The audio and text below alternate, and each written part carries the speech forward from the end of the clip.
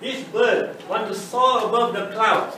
Even the mother tells this bird, why can't you be like other seagulls? Every morning go and find your food. You are getting thinner and thinner. Why would you want to go and soar above the clouds and go beyond action? And the flock itself make him an outcast. Because he's not normal, right? Doesn't go every morning go and find this fish. He's doing something different. Now, ladies and gentlemen, I'm not talking about the bird, the seagull. I'm talking about you and I and the rest of people in this world. What are you doing with your life? Are you going 9 to 5 to work? Or do you have your dreams and go and live your dreams? That's important to you. Because you do not achieve financial independence, you do not have that freedom. You do not have that freedom like Jonathan Livingstone Seagull, the freedom to soar over the clouds.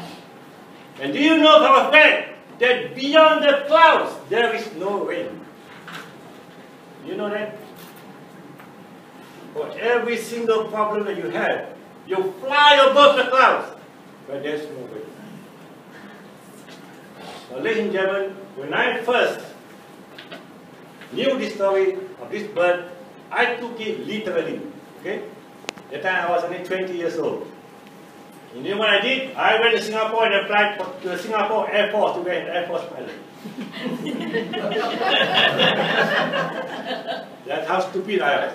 Luckily, they never accept me. They showed me a 13 years contract. I said, I'm not going to live 13 years in the military. You see, ladies and gentlemen, you must get the message. The message is to be different, because you are different. Do not look at your friends, because they are doing their own thing. You got to go back to your childhood days, when everything was open to you. When nobody tells you, you cannot do this, you cannot do that. The day you are born, look at any baby. What's the baby doing? The baby going crawling here, crawling, exploring the whole room. Am I right? And after the mother and father said, don't do this, don't do that, you cannot go there, you cannot put the baby in the box.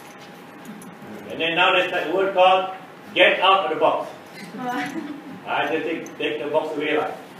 Who put the box in the first place? You put the box there, right? So take away the box. People's dreams are always being destroyed. Destroyed because you do not have the courage. You do not have the strength to go and take action and fulfill it. Because the first thing you get an idea, what you do? You go to your best friend, right? So excited. I got this idea now. I just came to Kangen business. They say can make this, can make this, can make that. And then what do your friends say? Kangen, what's that? Water? What water? Finish lah.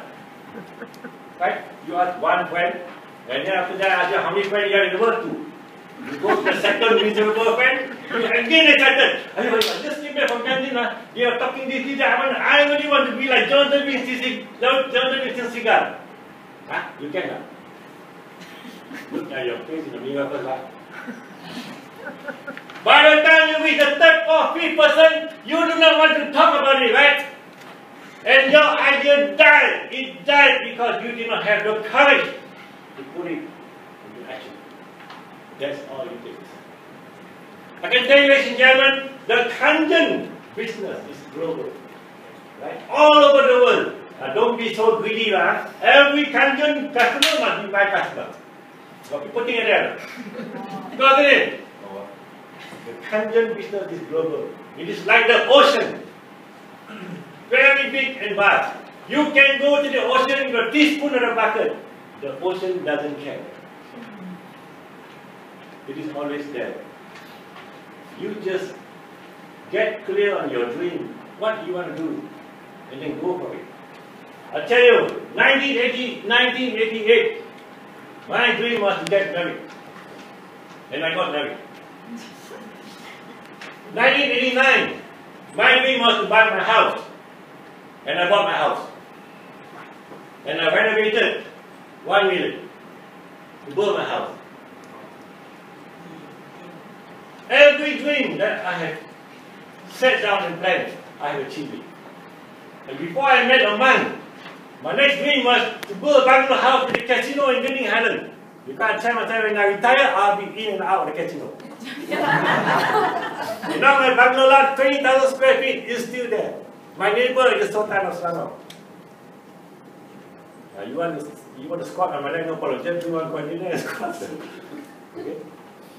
Until I met a monk who taught me the teaching of the Buddha, then I knew going into the casino, it is not a purpose. Right? Ladies and gentlemen, your purpose in life is something very, very important that you must know. What is the purpose for you to be born in this world?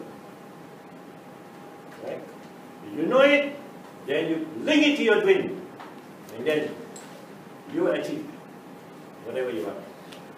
But people are not aware that this dream is the one that propels them to success.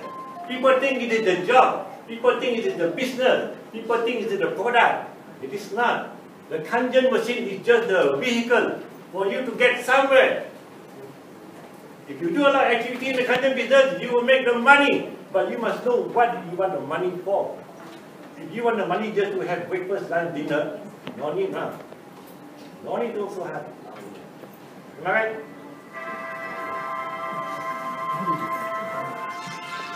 In 1980, I was unemployed for 6 months.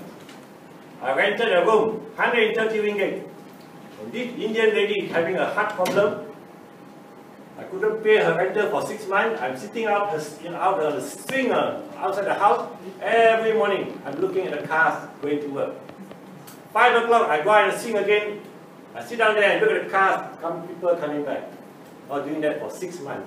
And this landlady came to me and said, Mr. Khoo, you alright or not? Because 6 months cannot pay rent, every day go and sit in the street. 103. I said, Auntie, you don't disturb me. I'm planning something. Our